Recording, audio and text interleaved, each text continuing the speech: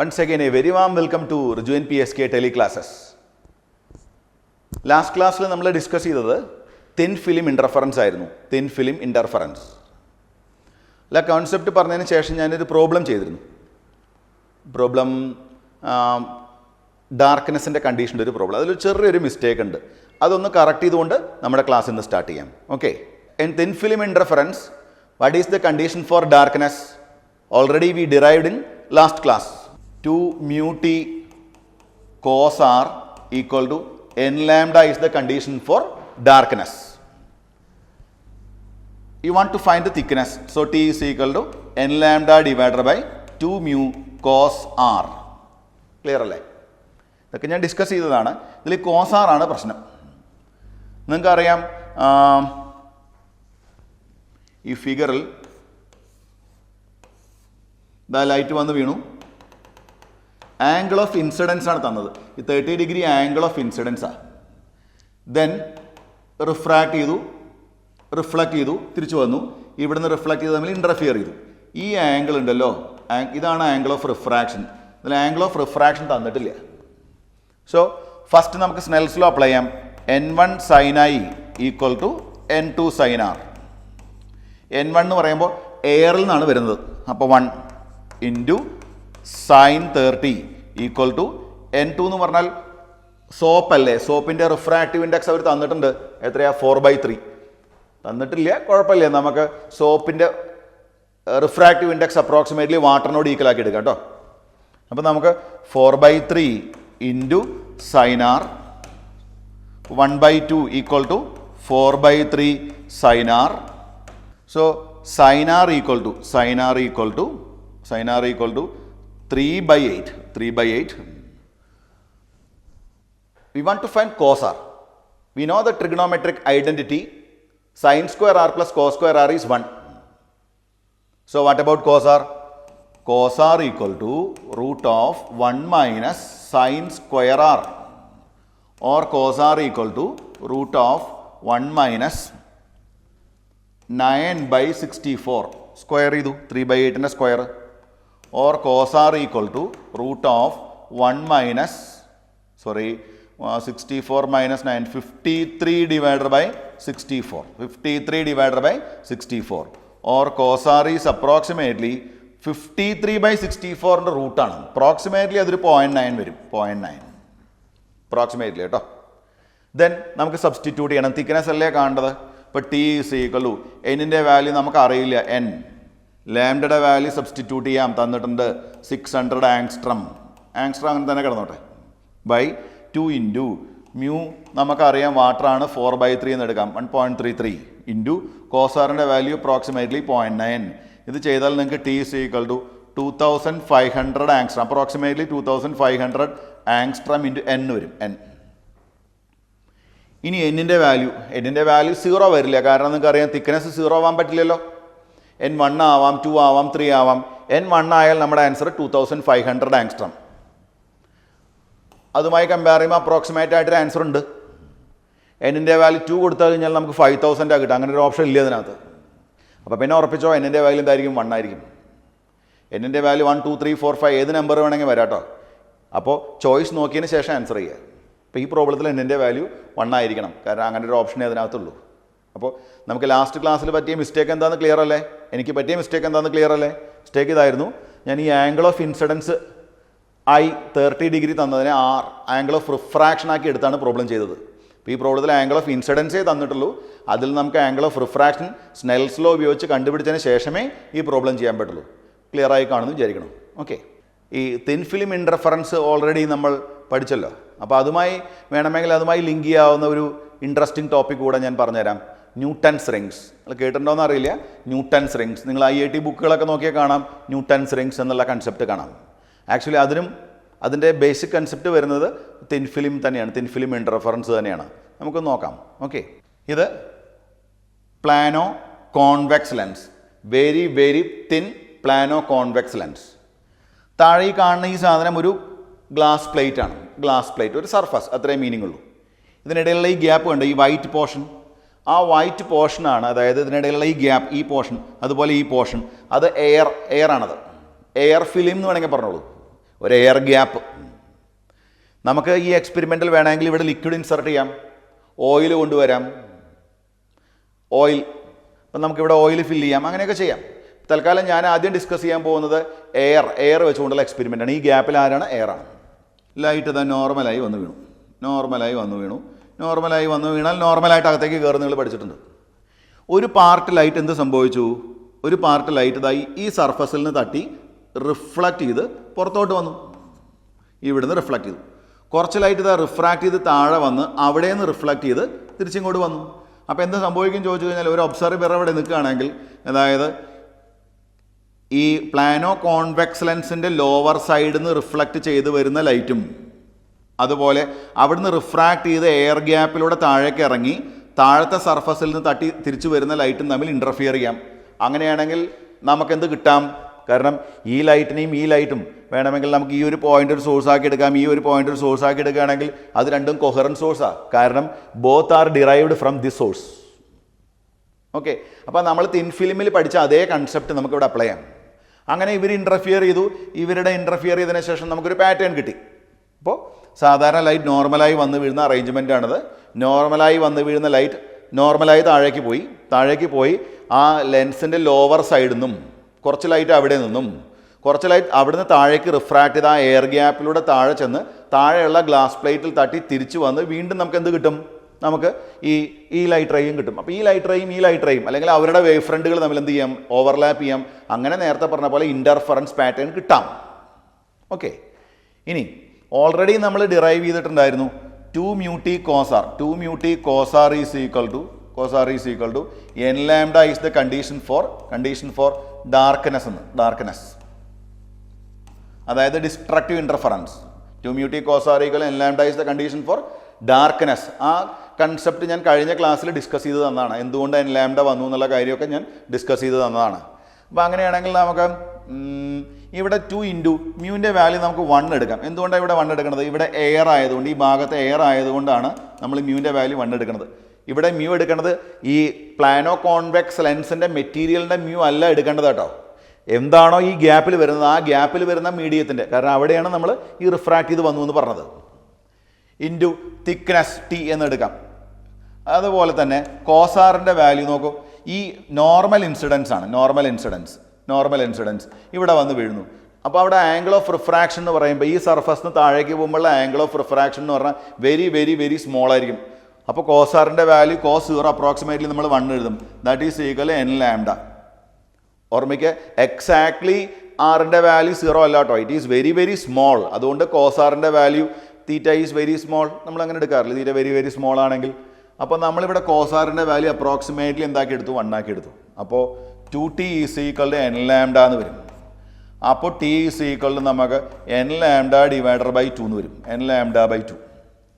Okay, ഇതാണ് എന്തിൻ്റെ condition? എന്താണ് ടി എന്ന് പറയുമ്പോൾ തിക്നെസ് എന്ന് പറയുമ്പോൾ ആ പോയിന്റിലുള്ള എയർ ഫിലിം ഉണ്ടല്ലോ, എയർ ഫിലിം, അതിൻ്റെ തിക്നെസ് ആണ് മീൻ ചെയ്യുന്നത്. എയറിൻ്റെ തിക്നെസ് ആണ് നമ്മൾ മീൻ ചെയ്യുന്നത്.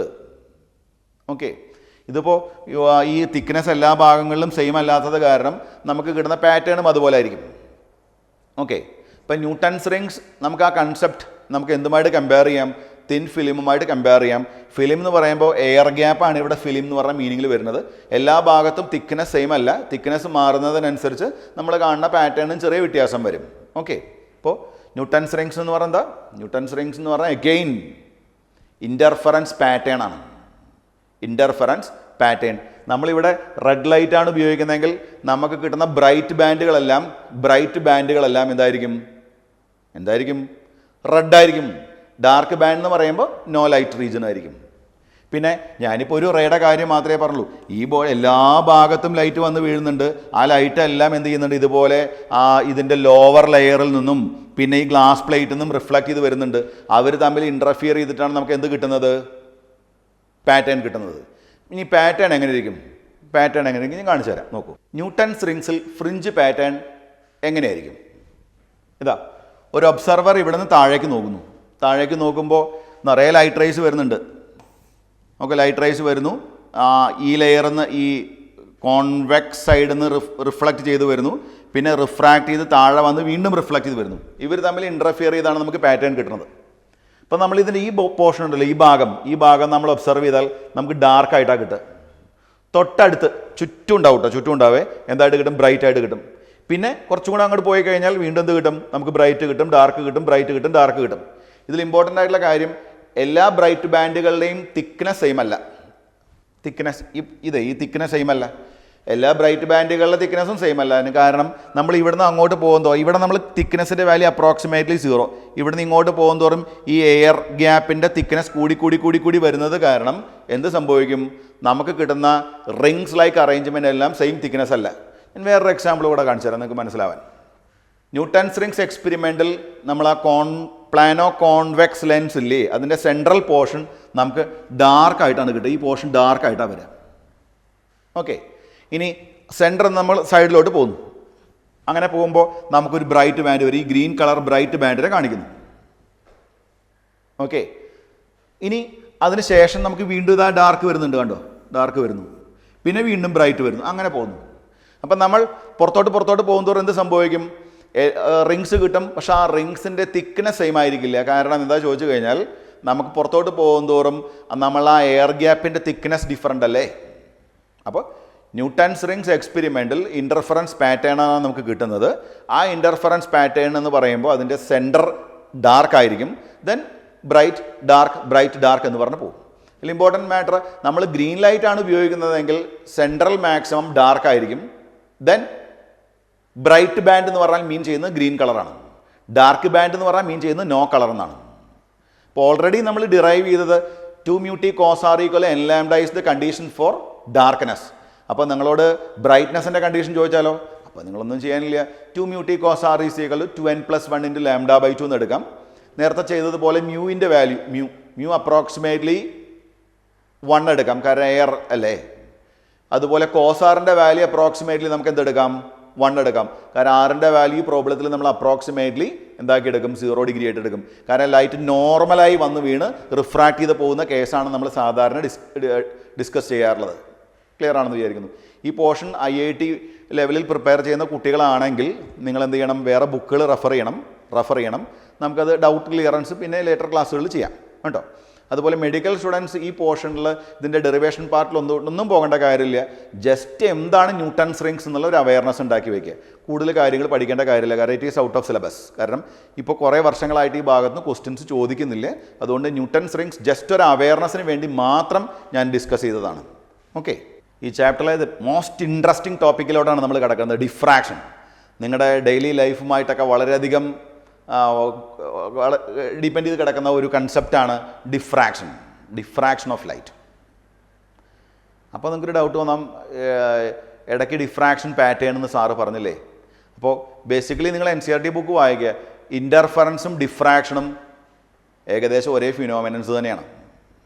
എന്താണ് ഡിഫറൻസ് എന്ന് ഈ കൺസെപ്റ്റ് ഡിസ്കസ് ചെയ്തതിന് ശേഷം ഞാൻ പറഞ്ഞുതരാം. ഓക്കെ, അപ്പോൾ വാട്ട് ഈസ് ഡിഫ്രാക്ഷൻ? സിമ്പിളായിട്ട് പറയാം. What is diffraction? Diffraction is the phenomenon of bending of light around corners of an obstacle or bending of light into geometrical shadow. So what is diffraction? Diffraction is the phenomenon of bending of light around corners of an obstacle or bending of light into geometrical shadow. ഒരു simple example നോക്കാം.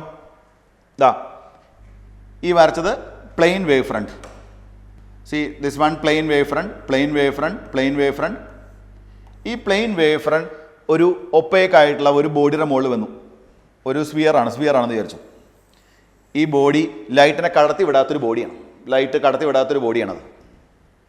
അപ്പോൾ നമ്മൾ expect ചെയ്യുന്നത് ഇങ്ങനെ നമ്മളൊരു line വരയ്ക്കുകയാണെങ്കിൽ ray optics പ്രകാരം light straight ലൈനിൽ മാത്രമാണ് ട്രാവൽ ചെയ്യുന്നതെങ്കിൽ ഇത്രയും പോർഷൻ ഡാർക്കായിട്ട് പോകണ്ടേ, കാരണം ഇതിൻ്റെ ഷേഡോ ഇവിടെ വരണ്ടേ ഈ ഭാഗത്ത്. അപ്പോൾ ഷേഡോ ഇവിടെ വരിക എന്ന് പറഞ്ഞാൽ അതിൻ്റെ മീനിങ് എന്താ? ഈ പോർഷനിൽ ലൈറ്റ് ഉണ്ടാവില്ല എന്നല്ലേ മീനിങ്? ക്ലിയർ ആണോ? പിന്നെ ബാക്കിയുള്ള ഭാഗങ്ങളിൽ ലൈറ്റ് ഉണ്ടാവാം, കാരണം ഇതൊരു വലിയ പ്ലെയിൻ വേവ് ഫ്രണ്ട് ആണെന്ന് വിചാരിച്ചോ. പ്ലെയിൻ വേവ് ഫ്രണ്ട് ഈ ഭാഗത്തു കൂടെ എല്ലാം കടന്നു പോകുന്നുണ്ട്. അപ്പോൾ ഈ പോർഷനിലും നമ്മൾ ലൈറ്റ് എക്സ്പെക്ട് ചെയ്യുന്നുണ്ട് അക്കോർഡിംഗ് ടു റേ ഓപ്റ്റിക്സ്. പക്ഷേ വേവ് ഓപ്റ്റിക്സുകാർ പറയുന്നു ഈ ഷാഡോ കിട്ടേണ്ട ഈ ഭാഗം ഉണ്ടല്ലോ, അവിടെയും ലൈറ്റ് ഉണ്ടാവുമെന്ന്. അതാ പറഞ്ഞത് bending of light into geometrical shadow. Bending of light into geometrical shadow. ഇനി ഇൻട്രസ്റ്റിംഗ് സംഭവം അതൊന്നുമല്ല.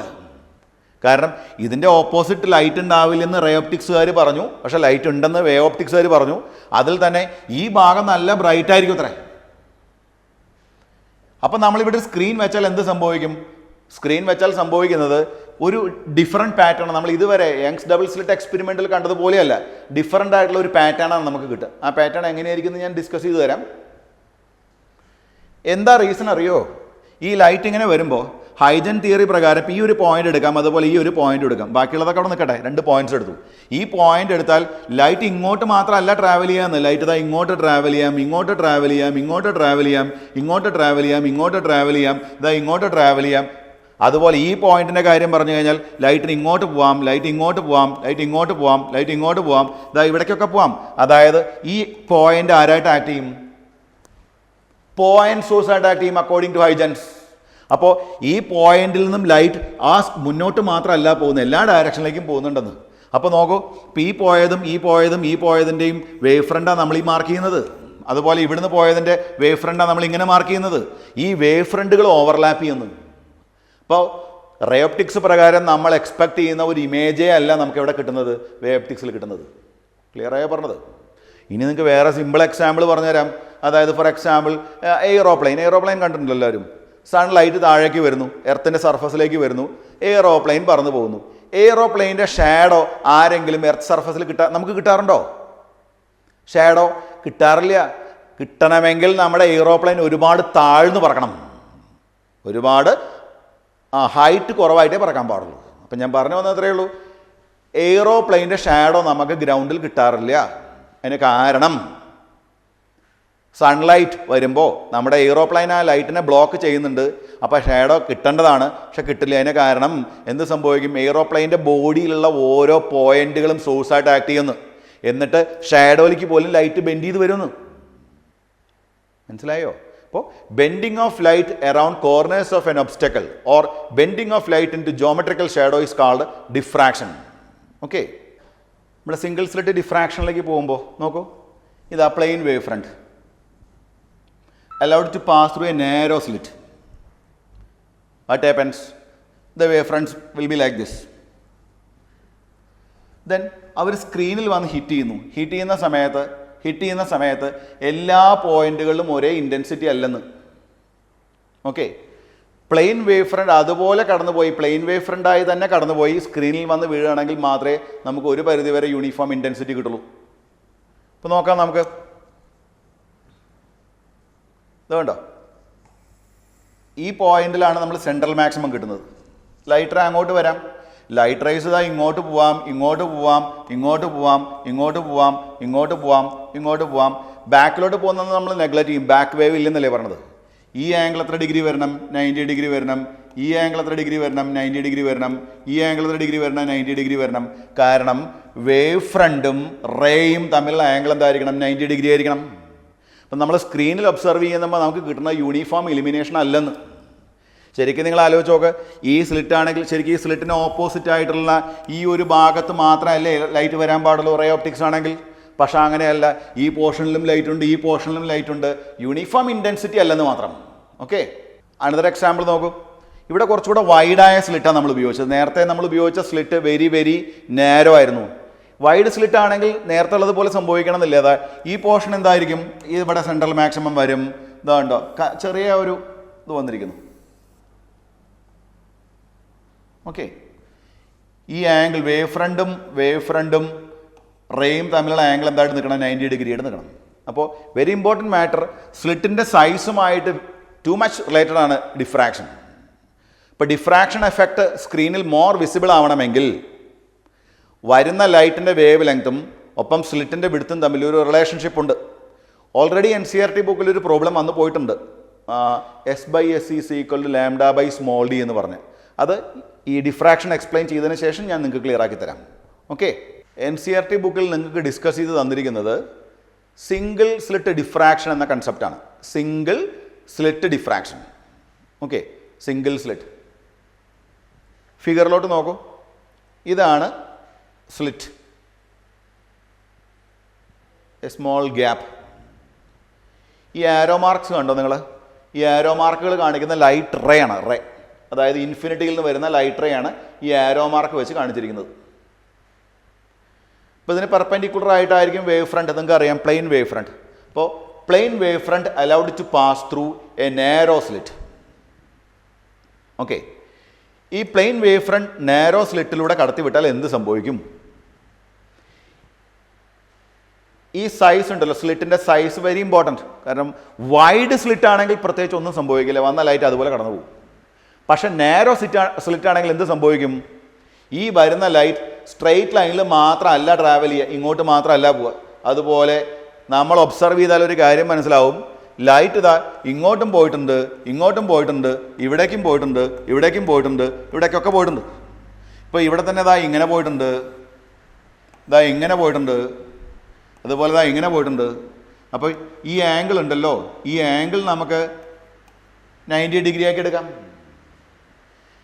ഈ ആംഗിൾ 90 ഡിഗ്രി ആവണം. അപ്പോൾ ഒരു കാര്യം മനസ്സിലായി, ഈ വരുന്ന പ്ലെയിൻ വേവ് ഫ്രണ്ട് പുറത്തോട്ട് ഇറങ്ങുമ്പോൾ എന്തായിട്ട് മാറും? സ്ലിറ്റ് ആണെങ്കിൽ അത് സിലിണ്ടറിക്കൽ ആവും എന്ന് പറഞ്ഞു തന്നിരുന്നു. വെരി നാരോ സ്ലിറ്റ് ആണെങ്കിൽ അത് ഒരു പരിധി വരെ സ്ഫെറിക്കൽ ആയിരിക്കും. അപ്പോൾ നമുക്ക് പറയാം പുറത്തോട്ട് വരുന്ന സ്ലിറ്റിലൂടെ പുറത്തോട്ട് വരുന്ന ലൈറ്റ് പ്ലെയിൻ വേവ് ഫ്രണ്ടിൻ്റെ നേച്ചർ മാറും. കാരണം ഈ വേവ് ഫ്രണ്ടും അതുപോലെ നമ്മുടെ റേയും തമ്മിലുള്ള ആംഗിൾ എന്ത് കീപ്പ് ചെയ്യണം? 90 ഡിഗ്രി കീപ്പ് ചെയ്യണം. അപ്പോൾ ഞാൻ വീണ്ടും തിരിച്ചു വരാം ഈ ഫിഗറിലോട്ട് തന്നെ. റേ ഒപ്റ്റിക്സ് പ്രകാരം ഇതാണല്ലോ നമ്മുടെ ഗ്യാപ്പ്, ഈ ഗ്യാപ്പിലൂടെയാണല്ലോ പ്ലെയിൻ വേവ് ഫ്രണ്ട് കിടക്കുന്നത്. അങ്ങനെയാണെങ്കിൽ റേ ഒപ്റ്റിക്സ് അനുസരിച്ച് ഈ പോർഷനിൽ മാത്രമേ ലൈറ്റ് വരാൻ പാടുള്ളൂ, അതായത് just opposite that of slit. പക്ഷെ പ്രാക്ടിക്കലി അങ്ങനെയല്ല. ഈ ഭാഗത്തും ലൈറ്റ് ഉണ്ട്, ഈ ഭാഗം കഴിഞ്ഞ് ഈ സൈഡിലോട്ടും ലൈറ്റ് ഉണ്ട്, ഈ ഭാഗത്തോട്ടും ലൈറ്റ് ഉണ്ട്. അപ്പം നിങ്ങൾ വിചാരിക്കും യൂണിഫോം ഇലിമിനേഷൻ ആണോ? അല്ല. ഇൻട്രസ്റ്റിംഗ് സംഭവം, ഏറ്റവും കൂടുതൽ ബ്രൈറ്റായി കാണുന്ന പോർഷൻ ഇതാണത്രേ. അതാണ് ഈ ഇൻറ്റൻസിറ്റി കർവ് കാണിക്കുന്നത്. ഏറ്റവും കൂടുതൽ ബ്രൈറ്റായി കാണുന്ന പോർഷൻ ഇതാണെന്ന്. നമ്മളതിനെ സെൻട്രൽ മാക്സിമം എന്നാണ് വിളിക്കുക, സെൻട്രൽ മാക്സിമം. അത് കഴിഞ്ഞ് ഈ ബ്രൈറ്റ്നസ് കണ്ടോ കുറഞ്ഞ് ഇവിടെ ഡാർക്ക് ആവുന്നുണ്ട്. അതായത് ഈ പോർഷനിൽ, ഈ പോയിന്റിൽ നമുക്ക് ലൈറ്റിൻ്റെ ഇൻറ്റൻസിറ്റി വളരെ കുറവായിരിക്കും. അതാണ് ഈ കാണിച്ചിരിക്കുന്നത്, ഇൻറ്റൻസിറ്റി കുറവായിരിക്കും. അതിനെ നമ്മൾ പറയുന്ന പേര് ഫസ്റ്റ് സെക്കൻഡറി മിനിമം എന്നാണ്. First secondary minimum.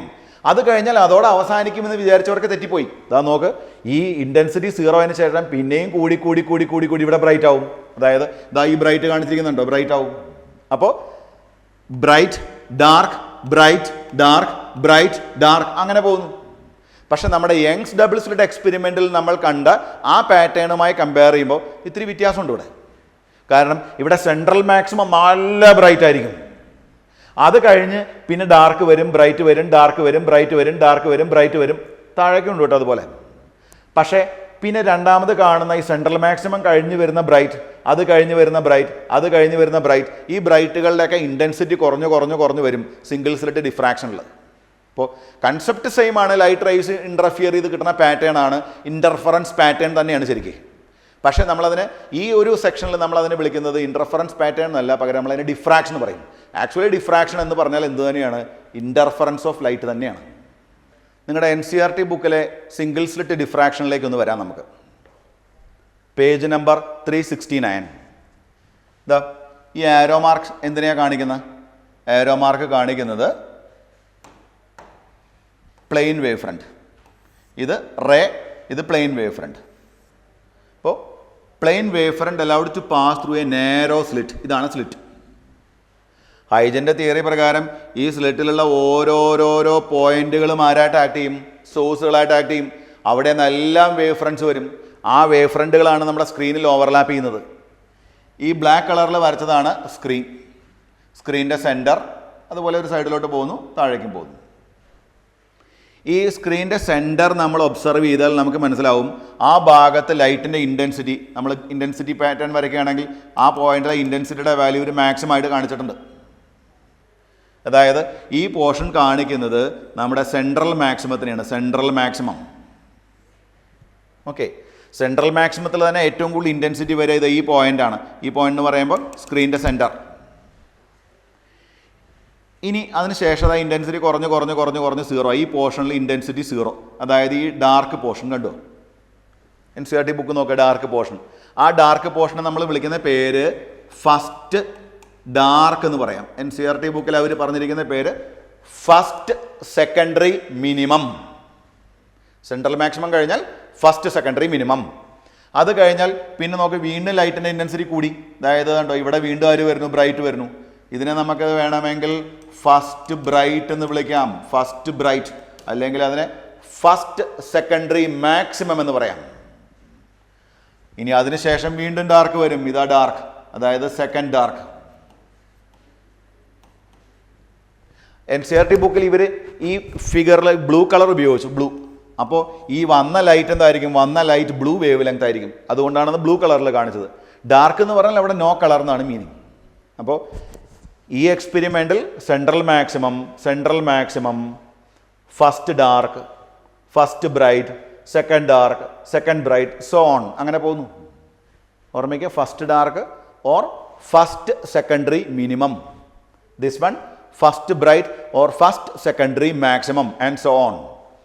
Important thing, എല്ലാ മാക്സിമങ്ങളും ഒരുപോലെ ബ്രൈറ്റ് അല്ല, ഒരുപോലെ വൈഡുമല്ല. അതുപോലെ എല്ലാ ഡാർക്കും ഒരേപോലെ ഡാർക്കല്ല, ഒരുപോലെ വൈഡുമല്ല, എല്ലാം ഡിഫറൻ്റ് ആണ്. ഇപ്പോൾ യങ്സ് ഡബിൾ സ്ലിറ്റ് എക്സ്പെരിമെൻറ്റിൽ കിട്ടിയ പാറ്റേണുമായിട്ട് നിങ്ങൾ ഈ പാറ്റേണിനെ കമ്പയർ ചെയ്യരുത്, ഡിഫറൻസ് ഉണ്ട്. ഓക്കെ, ഇൻ്റർഫറൻസ് പാറ്റേൺ എന്ന് വിളിക്കുന്നതിൽ തെറ്റില്ല, correct. Diffraction or interference pattern എന്ന് പറയാം, നോ പ്രോബ്ലം. ഓക്കെ.